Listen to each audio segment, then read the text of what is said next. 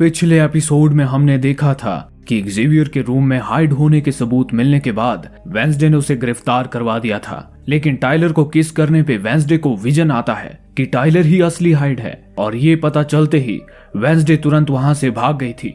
अगर आपने इस सीरीज के पिछले एपिसोड नहीं देखे हैं तो पहले उन्हें देखिए, लिंक आपको डिस्क्रिप्शन में मिल जाएंगी, आपको काफी मजा आएगा। आइए अब देखते हैं इस सीरीज का अगला और आखिरी एपिसोड की शुरुआत में टाइलर को एक सुनसान जगह पर किसी का इंतजार करते हुए दिखाया जाता है। थोड़ी देर बाद वेंसडे वहां आती है।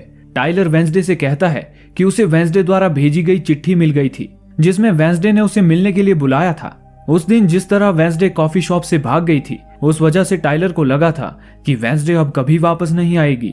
वो वेंसडे से पूछता है कि क्या ये कोई डेट है। वेंसडे कहती है कि ये एक सरप्राइज है। टाइलर उसके नजदीक जाने की कोशिश करता है, हालांकि वेंसडे उससे दूर जाती है और पहेली बुनने के अंदाज में उससे कहती है कि उस दिन जब उसने उसे किस किया तो उसकी आंखें खुल गई। टाइलर को समझ नहीं आ रहा होता है कि वेंसडे किस बारे में बात कर रही है। वेंसडे उसे बताती है कि वो ये जान चुकी है कि वो ही हाइड है। बस एक सवाल उसके मन में है कि उसने अपने मुक्तिदाता यानी साइकेट्रिस्ट को क्यों मारा। वेंसडे के सवाल को लेकर टाइलर अभी भी संभ्रम में ही दिख रहा था। वो इस बात से साफ इनकार करता है कि वो हाइड है। तब वेंसडे कहती है कि आउटरीच डे के दिन वो टाइलर को बताकर ही मीटिंग हॉल में गई थी। रेवन डांस की रात भी जब यूजीन गुफा में जाने के लिए आया था तब भी वो वहीं था। उसने जरूर साइकेट्रिस्ट को मैसेज कर ये बात बता दी थी कि हमें गुफा के बारे में पता चल चुका है। इसी वजह से साइकेट्रिस्ट सबूत मिटाने गुफा में गई थी। हालांकि उसे ये नहीं पता था कि यूजीन भी उसे देख रहा है और जैसे ही उसने यूजीन को वहां देखा उसने टाइलर को यूजीन को मारने भेजा। वेंसडे टाइलर की एक चाल की दाद देती है। वो कहती है कि गैरेट गेट्स के बंगले में खुद को ही घायल करने की उसकी चाल वाकई में कमाल की थी, लेकिन अब उसका भांडा फूट चुका है। लेकिन टाइलर अभी भी ये बात मानने के लिए तैयार ही नहीं था कि वो एक हाइड है। वो अपनी बात रखते हुए कहता है कि अगर वो हाइड है तो वेंसडे उससे मिलने अकेले क्यों आई है। वेंसडे उसे बताती है कि वो वहां अकेले नहीं आई है। उसके ये कहते ही बियांका और नाइट शेड्स के कुछ मेंबर्स सामने आते हैं। टाइलर उन्हें देखकर वहां से जाने के लिए आगे बढ़ता है, पर बियांका अपनी सायरन शक्ति की मदद से उसे उनके साथ चलने के लिए मजबूर करती है। अगले सीन में वे सब ज़ेवियर के आर्ट रूम में होते हैं जहां उन्होंने टाइलर को लोहे की जंजीरों से बांध रखा था। जब टाइलर होश में आता है तो खुद को लोहे की जंजीरों से बंधा देख वो चौंक जाता है। वो वेंसडे को ये सब पागलपन बंद कर उसे जाने देने के लिए कहता है। हालांकि वेंसडे का उसे आसानी से वहां जाने देने का कोई इरादा नहीं था। वो उसे नेवरमोर के पुराने स्टूडेंट्स की एक तस्वीर दिखाती है। वेंसडे कहती है कि हमेशा जब भी वो इस तस्वीर को देखती थी तो उसकी नजर सिर्फ अपनी माँ यानी मोर्टिशिया पर रहती थी।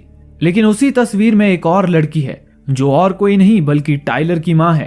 टाइलर कहता है कि वो ये बात एक्सेप्ट करता है कि उसकी माँ एक आउटकास्ट थी, लेकिन इस बात का उसके हाइड होने से क्या लेना देना। वेंसडे टाइलर को उसकी माँ के मेडिकल रिकॉर्ड्स दिखाती है जो उसे टाइलर के गराज से मिले थे। उसमें लिखा था कि टाइलर के जन्म के बाद उनकी मानसिक हालत काफी खराब हो गई थी। वेंसडे अंदाजा लगाती है कि इसके बाद ही वो एक हाइड बनी होंगी, क्योंकि ज्यादा मानसिक तनाव भी हाइड को जागृत करता है। टाइलर कहता है कि उन्हें सिर्फ बाइपोलर डिसऑर्डर हुआ था। वेंसडे टाइलर को भी हाइड में बदलने के लिए उस पर मानसिक दबाव डालने लगती है, लेकिन टाइलर टस से मस नहीं हो रहा था। तभी एजेक्स के फोन पर इनिड का मैसेज आता है कि बॉटनी टीचर को इन स्टूडेंट्स के हॉस्टल में ना होने का शक हो गया है। एजेक्स वेंसडे से पूछता है कि टाइलर को हाइड में बदलने में और कितना वक्त लगेगा। वेंसडे टाइलर के अंदर के हाइड को जगाने के लिए आखिरी कोशिश करने वाली होती है। वो टाइलर को टॉर्चर करने के लिए अपने बैग से हथियार बाहर निकालती है। ये सब देखकर बाकी स्टूडेंट्स घबरा जाते हैं, क्योंकि वेंसडे ने उन्हें टाइलर को टॉर्चर करने के बारे में कुछ नहीं बताया था। वेंसडे उनसे कहती है कि टाइलर को उसके हाइड के रूप में लाने के लिए उसे टाइलर को असहनीय पीड़ा देनी होगी। इतना कहकर वो टाइलर के गले को इलेक्ट्रिक शॉक देती है। ये देख बाकी सब घबरा जाते हैं और वहां से चले जाते हैं। बियांका वेंसडे से टाइलर को टॉर्चर करने के बजाय प्रिंसिपल से इस बारे में बात करने का सुझाव देती है, पर वेंसडे प्रिंसिपल इस मामले में उनकी कोई मदद नहीं करेगी कहकर मना करती है। वेंसडे उसकी बात ना सुनते हुए देख बियांका भी वहां से चली जाती है। वेंसडे जब तक टाइलर हाइड नहीं बन जाता तब तक मानने वाली नहीं थी। दूसरी ओर शेरिफ साइकेट्रिस्ट की एक रिकॉर्डिंग सुन रहा था। वो रिकॉर्डिंग उसे साइकेट्रिस्ट के सामान से मिली थी। उसमें साइकेट्रिस्ट कह रही होती है कि टाइलर के दिमाग पर अपनी माँ को खोने का काफी गहरा असर हुआ है। साइकेट्रिस्ट जब भी उसकी माँ की कोई बात छेड़ती है तो वो गुस्सा हो जाता है, पूरी तरह से बदल जाता है। मानो जैसे टाइलर के जिस्म में कोई और ही इंसान है। तभी शेरिफ का फोन बजता है। प्रिंसिपल ने वो कॉल किया था। दरअसल बियांका और बाकी स्टूडेंट्स ने वेंसडे और टाइलर के बारे में प्रिंसिपल को बता दिया था। उधर जेवियर के आर्ट रूम में वेंसडे अभी भी टाइलर को टॉर्चर कर रही होती है। टाइलर अभी भी सिर्फ यही कह रहा था कि वो बस एक आम इंसान है। वेंसडे उसे और ज्यादा पीड़ित करने के लिए अपने बैग से हथौड़ी बाहर निकालती है। वो हथौड़ी से उस पर वार करने ही वाली होती है कि तभी शेरिफ वहां आ जाता है और वेंसडे को गिरफ्तार कर लेता है। हालांकि शेरिफ उस पर कोई भी चार्ज लगाए बगैर उसे छोड़ देता है। वेंसडे को लगता है कि शेरिफ ये बात पहले से जानता है कि टाइलर ही हाइड है, इसी वजह से वो उसे छोड़ रहा है। वो शेरिफ को पूछती है कि उसे कब से पता है कि टाइलर ही हाइड है। शेरिफ ये सुनकर गुस्सा हो जाता है, पर वो शांति से कहता है कि जेवियर ही असली हाइड है और क्योंकि वेंसडे ने उसे पकड़ने में उसकी मदद की है इसीलिए वो उसे छोड़ रहा है। वेंसडे की इस हरकत की वजह से प्रिंसिपल भी उससे काफी खफा हो गई थी। जब वेंसडे पुलिस स्टेशन से बाहर जा रही होती है तब टाइलर उससे मिलने उसकी तरफ जाने लगता है, पर तभी शेरिफ उसे रोकता है। टाइलर कहता है कि वेंसडे उसकी बहुत अच्छी दोस्त थी, इसलिए वो उसे एक बार मिलना चाहता है। शेरिफ उसे इसकी इजाजत दे देता है। टाइलर वेंसडे के करीब जाता है और अपना असली रंग दिखाना शुरू करता है। वो उससे पूछता है कि उसे हार कर कैसा लग रहा है। इसके बाद टाइलर बताता है कि हाइड बनने के शुरुआती दिनों में वो अपने बिस्तर पर बिना कपड़ों के उठता था। उसका पूरा शरीर खून से भरा रहता था, लेकिन धीरे धीरे उसे सब याद आने लगा और उसे लोगों की चीखें सुनने में, उन्हें तड़पा कर मारने में काफी मजा आने लगा। वो उसके कान में जाकर कहता है कि अभी और भी बहुत कुछ होना बाकी है। नेवरमोर पहुंचने के बाद प्रिंसिपल वेंसडे को उसका सामान बांधने के लिए कहती है। वेंसडे उसे समझाने की कोशिश करती है कि टाइलर ही हाइड है और उसने खुद ये बात उसे बताई है। हालांकि प्रिंसिपल उसकी किसी भी बात का यकीन करने के मूड में नहीं थी। अपनी बात में वजन डालने के लिए वेंसडे उसे बताती है कि टाइलर की माँ भी हाइड थी और वो यहीं की स्टूडेंट थी, पर प्रिंसिपल कहती है कि वो उसकी माँ को जानती थी। वो काफी अच्छी औरत थी, पर उसने कभी उसकी शक्तियों के बारे में नहीं पूछा। वेंसडे प्रिंसिपल से ये बात साबित करने के लिए एक मौका मांगती है, पर प्रिंसिपल अपने फैसले से टस से मस नहीं होती। फिर वेंसडे वहां से जेल में बंद जेवियर से मिलने जाती है। जेवियर को पुलिस ने जंजीरों से बांध कर रखा था। वेंसडे जेवियर से कहती है कि उनके पास ज्यादा समय नहीं है। जेल के गार्ड्स और कैमरे को थिंक संभाल रहा है। जेवियर को समझ नहीं आ रहा था कि उसे इस हालत में पहुंचाकर वेंसडे अब उससे क्या लेने आई है। वेंसडे उसे बताती है कि टाइलर ही असली हाइड है और टाइलर ने उसके जरिए जेवियर को फंसाया है। जेवियर उसे ये सब कैसे पता चला ये पूछता है। वेंसडे उसे बताती है कि जब उसने टाइलर को किस किया था तब उसे एक विजन दिखाई दिया था। किस की बात सुनते ही जेवियर गुस्से से लाल पीला हो जाता है। वेंसडे उससे पूछती है कि क्या उसे कोई विजन आया है, पर जेवियर उसकी कोई भी मदद करने से इनकार करता है। वेंसडे उसे रोवन की तस्वीर दिखाकर आने वाले संकट के बारे में बताने की कोशिश करती है, पर जेवियर उसकी बात सुनने के मूड में नहीं था। वो उससे कहता है कि अगर वो तस्वीर में दिखाई गई भविष्यवाणी को रोकना चाहती है तो उसे वहां से चले जाना चाहिए। अगर वो यहाँ नहीं रहेगी तो वो भविष्यवाणी कभी साबित नहीं होगी। जेवियर गुस्से में वेंसडे को वहां से चले जाने के लिए कहता है। वेंसडे को जेवियर की वहां से चले जाने की बात कुछ हद तक सही लगती है। वो अगले दिन वहां से जाने के लिए अपना सारा सामान बांध लेती है, पर टाइलर का शहर में खुला घूमना वेंसडे को सही नहीं लग रहा था। इनिड उसे दिलासा देते हुए कहती है कि अगर उसने नेवरमोर में कुछ करने की कोशिश की तो उसे यहाँ वेयरवुल्फ्स, गॉर्गून्स और वैम्पायर्स का सामना करना पड़ेगा। इनिड वेंसडे को बताती है कि उसे यूजीन की माँ का मैसेज आया है कि कल रात यूजीन को होश आ गया है। वेंसडे जाने के लिए बाहर निकलने के बाद उसे बियांका और नाइटशेड्स क्लब के बाकी स्टूडेंट्स मिलते हैं। बियांका उससे माफी मांगती है कि उनकी वजह से उसे स्कूल से निकाला गया।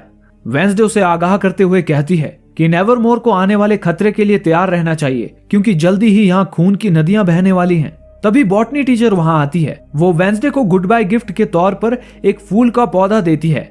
वैसे तो पौधा जहरीला था, लेकिन साथ ही उस पौधे को एक नई शुरुआत की निशानी भी माना जाता है, इसीलिए बॉटनी टीचर ने उसे वो पौधा दिया था। बॉटनी टीचर वेंसडे से कहती है कि उसे उससे काफी उम्मीदें हैं कि वो जीवन में कुछ बड़ा करेगी। तभी प्रिंसिपल वहां आती है। प्रिंसिपल वेंसडे से कहती है कि इस बार वो खुद उसे स्टेशन पर छोड़कर आएगी। वेंसडे आखिरी बार यूजीन से मिलने की इच्छा जाहिर करती है। यूजीन से मिलने के बाद वेंसडे सबसे पहले उस दिन यूजीन के साथ जंगल में ना जाने के लिए उससे माफी मांगती है। वेंसडे उसे बताती है कि हाइड राक्षस अभी भी खुला घूम रहा है, इसीलिए उसे नेवरमोर नहीं जाना चाहिए। इसके बाद यूजीन उसे बताता है कि उस रात किसी ने गुफा में आग लगा दी थी। वेंसडे उसे बताती है कि वो साइकेट्रिस्ट थी। यूजीन को ठीक से याद तो नहीं आ रहा था, लेकिन वो कहता है कि उस रात जब धमाके की वजह से रोशनी हुई तो उसे लगा कि आग लगाने वाली औरत ने लाल रंग के जूते पहने थे। लाल रंग के जूते सुनकर वेंसडे सोच में पड़ जाती है। लाल रंग के जूते कोई और नहीं बल्कि बॉटनी टीचर पहनती थी। बॉटनी टीचर अपनी लैब में एक इंजेक्शन को किसी लिक्विड से भर रही थी। अचानक वेंसडे वहां आती है। वेंसडे उसे लॉरेल नाम से पुकारती है और उस पर वो सारे इल्जाम थोपती है जो उसने इससे पहले साइकेट्रिस्ट पर लगाए थे। बॉटनी टीचर उसके सारे इल्जामों को ठुकरा देती है और कहती है कि उसे खुद को जरूर किसी अच्छे साइकेट्रिस्ट को दिखाना चाहिए। पर वेंसडे वहां अकेली नहीं आई थी, उसके साथ टाइलर भी वहां आया था। वो बॉटनी टीचर को बताती है कि टाइलर ने उसे सब बता दिया है।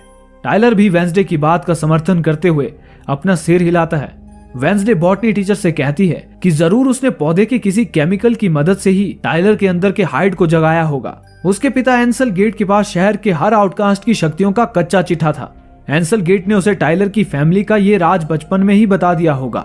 इसी वजह से उसने टाइलर को अपनी बातों से बहला फुसलाकर हाइड बनने के लिए राजी कर लिया होगा। हाइड बनने के बाद टाइलर उस पर ही वार न कर दे, ये सोचकर बॉटनी टीचर ने उसे गुफा के अंदर जंजीरों से बांधकर हाइड बनने की प्रक्रिया को अंजाम दिया होगा और आखिरकार टाइलर ने उसकी गुलामी मान ली होगी।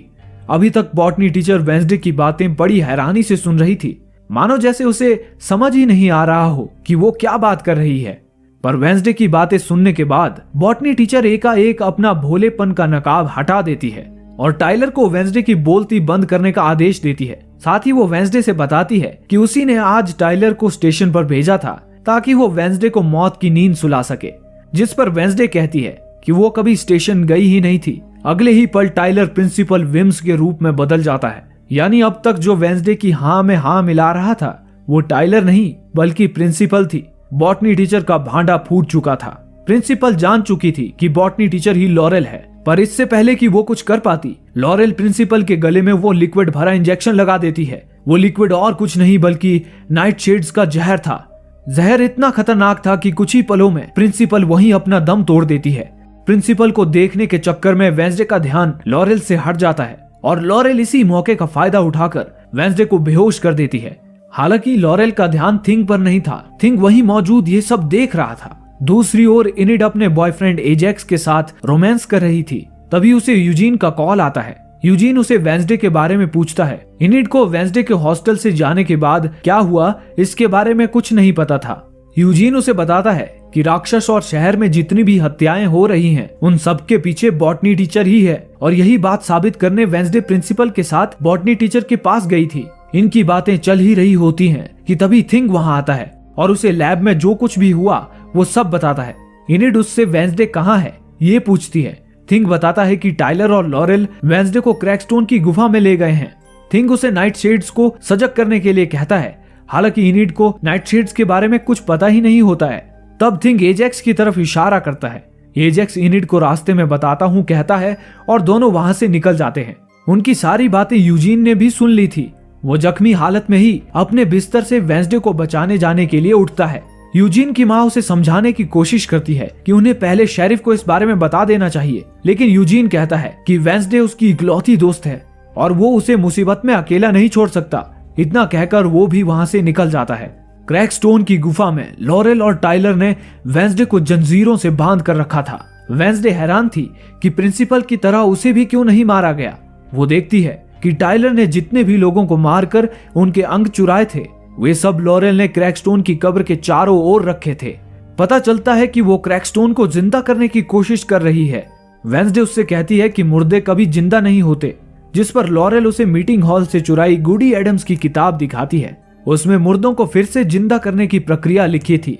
लॉरेल आगे बताती है कि गुडी एडम्स ने क्रैकस्टोन की कब्र पर एक खून का ताला लगाया है और उस ताले को सिर्फ गुडी एडम्स के वंशज ही खोल सकते हैं।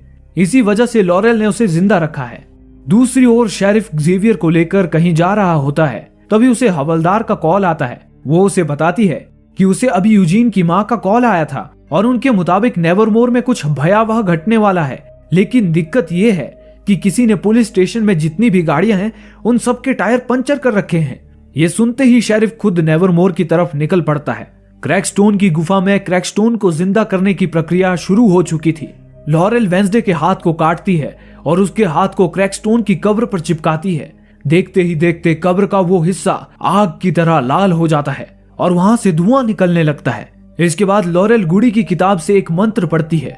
इसी बीच वेंसडे खुद को बंधनों से मुक्त करती है। लॉरेल का मंत्र पढ़ने के बाद पूरी कब्र और उसके चारों ओर रखे मानवीय अंग में बिजली पैदा होने लगती है और प्रक्रिया पूरी होते ही जाग जाता है जोसेफ क्रैकस्टोन। वेंसडे बड़ी हिम्मत से उसे रोकने के लिए उसके सामने खड़ी हो जाती है, लेकिन शक्तिशाली क्रैकस्टोन के सामने वो 2 पल भी नहीं टिक पाती। क्रैकस्टोन उसके पेट में छुरा घोंपकर वहां से नेवरमोर को तबाह करने चला जाता है। नेवरमोर में एजेक्स इनिड को गुप्त लाइब्रेरी में ले जाता है। वहां बाकी नाइटशेड्स भी मौजूद थे। एजेक्स और इनिड सबको बताते हैं कि लॉरेल और टाइलर प्रिंसिपल का खून कर वेंसडे को क्रैकस्टोन की गुफा में ले गए हैं। वे सब लोग मिलकर ये तय करते हैं कि सबसे पहले वे लोग नेवरमोर में मौजूद सभी लोगों को किसी सुरक्षित जगह लेकर जाएंगे। बियांका और उसके बाकी सायरन साथी अपनी सायरन की शक्ति की मदद से ये काम करेंगे। इनिड थिंग के साथ मिलकर वेंसडे को ढूंढने निकल जाती है। वेंसडे क्रैकस्टोन की गुफा में अधमरी हालत में पड़ी होती है। उसकी जान अब बस चंद मिनटों की मोहताज थी। तभी गुडी वहां प्रकट होती है। गुडी वेंसडे को बताती है कि उसने अपने गले में जो ताबीज पहन रखा है वो ताबीज काफी शक्तिशाली है। उसकी मदद से वो वेंसडे के शरीर के अंदर जाकर उसके सारे घाव भर देगी। लेकिन इस बात में सिर्फ एक दिक्कत थी कि इसके बाद गुडी कभी उसकी मदद करने नहीं आ पाएगी। इसके बाद गुडी वेंसडे के शरीर से चाकू निकालती है और उसके शरीर में प्रवेश करती है। दूसरी ओर शेरिफ जंगल के बीचों बीच अपनी गाड़ी रोकता है। वो अपने मोबाइल से टाइलर को ट्रैक कर रहा था। वो गाड़ी से उतरकर कहीं चला जाता है। उस जगह से थोड़ी ही दूर इनिड थिंग के साथ वेंसडे को ढूंढने जा रही थी कि तभी उसे कुछ हो जाता है और वो नीचे गिरती है। इनिड का शरीर धीरे धीरे वेयरवुल्फ में बदलने लगता है। वहां से थोड़ी ही दूर वेंसडे तेजी से नेवरमोर की तरफ भाग रही थी, लेकिन टाइलर बीच में ही उसका रास्ता रोकता है। टाइलर वेंसडे को एक दर्दनाक मौत देने के लिए तैयार था। वो तुरंत अपने हाइड रूप में बदल जाता है। वो वेंसडे को जान से मारने ही वाला था कि तभी इनिड उस पर हमला बोल देती है। इनिड को वेयरवुल्फ रूप में देख वेंसडे एक पल के लिए चौंक जाती है, लेकिन फिर बिना समय गवाए नेवरमोर की तरफ भागती है।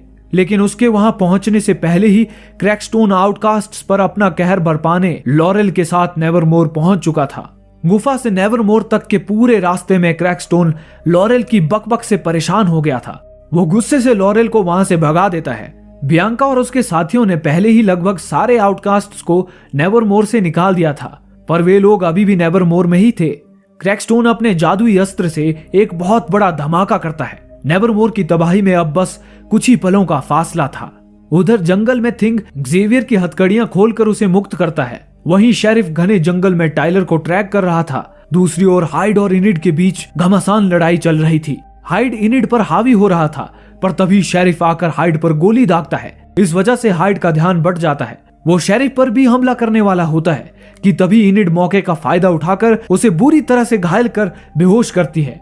बेहोश होते ही हाइड फिर से अपने असली रूप में यानी टाइलर के रूप में बदल जाता है। घायल इनिड भी धीरे धीरे वेयरवुल्फ से अपने असली रूप में बदलने लगती है।